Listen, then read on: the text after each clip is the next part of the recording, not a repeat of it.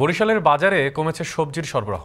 এতে কেজিতে ৫ থেকে ১০ টাকা বেড়ে বিক্রি হচ্ছে শসা, টমেটো, লাউ সহ বেশ কিছু সবজি। সবথেকে বেশি দামে বিক্রি হচ্ছে কাঁচামরিচ। এ বিষয়ে আরও জানাতে বহুমুখী সিটি পাইকারি কাঁচা বাজার থেকে যুক্ত হচ্ছেন সহকর্মী অমিত হাসান। অমিত, বাজারে সরবরাহ পরিস্থিতি কেমন দেখছেন, আর দরদাম নিয়ে সর্বশেষ কি তথ্য আছে আপনার কাছে? সরজমিনে কি দেখছেন জানাবেন।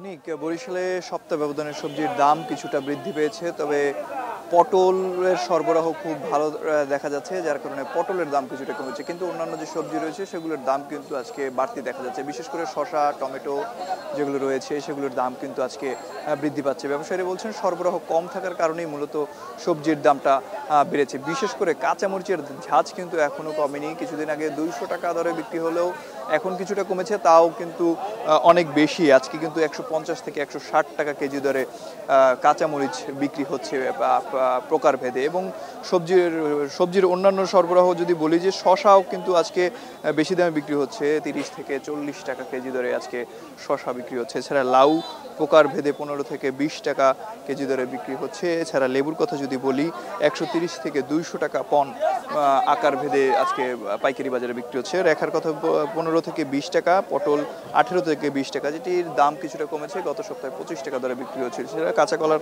কথা যদি বলি, কাঁচা কলা 20 থেকে 30 টাকা দরে বিক্রি হচ্ছে। ঢেঁড়স 20 টাকা, বরবটি 40 থেকে 45 টাকা। এছাড়া পেঁপে যেটি রয়েছে 30 থেকে 35 টাকা দরে বিক্রি হচ্ছে। এবং যে লাউয়ের সরবরাহ কিন্তু ভালো দেখা যাচ্ছে, এবং পটলের সরবরাহ আজকে বাজারে বেশ ভালো রয়েছে, যার কারণে কিছুটা কম দামে বিক্রি হচ্ছে। কিন্তু করলার দামও কিন্তু বৃদ্ধি পেয়েছে। করলা কিন্তু আজকে 50 টাকা 55 টাকা দরে আজকে বাজারে বিক্রি হচ্ছে। এবং অন্যান্য সবজির কথা যদি বলি, অন্যান্য সবজির প্রভাবটাও কিন্তু পড়েছে এই বাজারে।